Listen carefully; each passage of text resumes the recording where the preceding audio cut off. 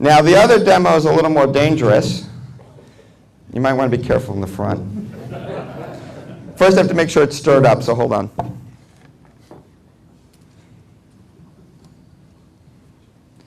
So does that mean sand is a liquid? Yes. And a solid? Yes. So we had our first question. So what this is cornstarch in water. And it's just a little bit of cornstarch. It separates, though, so it gets extra goopy, so I have to stir it. But you can see once I have it stirred up, it's a nice fluid. See, it flows nicely. It's a little thick fluid. It's a little viscous.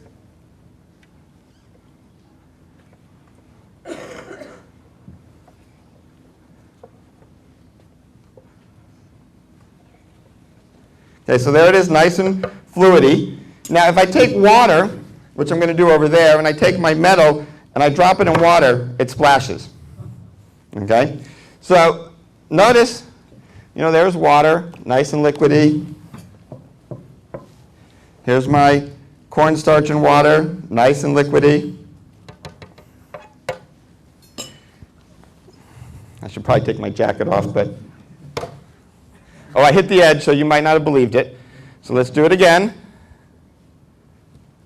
It just hits and sticks. No splash. And then it sinks. Notice when it's sitting there, it just sinks nicely. It's still liquidy, but absolutely no splash. And in fact, if you go on the web, you can watch people run on cornstarch and water. Okay? What's going on? This is a fluid. Okay? It took the shape of the container. It appears that stress is proportional to rate of strain. What does that mean? It means if I try and go through it faster, the forces get higher. Okay? And then it cannot support the shear stress. The metal just sunk in. Okay? A metal would not sink through a solid. Okay?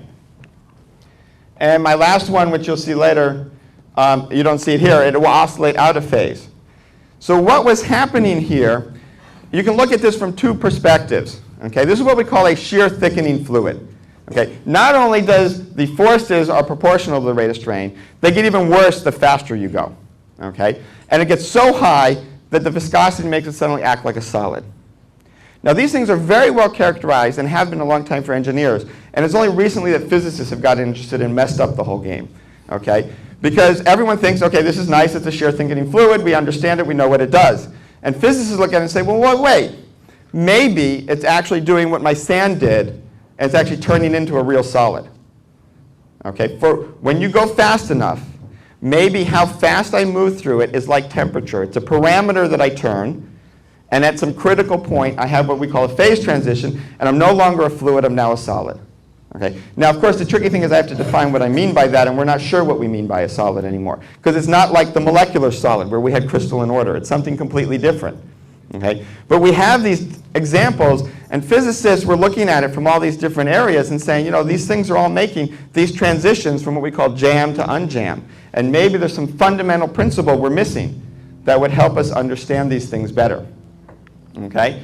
So we take a particular point of view in my lab. We want to look at it from the point of view of foam, gas bubbles, and water. There's no foam actually here at the moment, but what we do is we put a mixture of water, glycerin, and magic bubble solution from Target. Don't use miracle bubbles. They don't last long. Okay? So my kids love that I study bubbles. You blow the bubbles in here. This whole thing rotates. That is what drives our flow. It makes our shear. The piece in the middle has little fins. They're kind of hard to see. That catches the bubbles to make sure they don't slip. That's one of the challenges when you're not dealing with real fluids, is you can get slip at the walls. There's actually a thin torsion wire here, and as that middle part rotates, the wire twists, and the amount it twists tells us how much force there is. So that's our basic measurement in our lab. It's very advanced. We take pictures of the bubbles, and we look at how far things move, and we divide that by time, and we get velocity. But believe it or not, don't let particle physicists fool you. That's all they do, too. Is they look at tracks, and they look at positions, and they get velocity. So we're just as fancy as the people at CERN.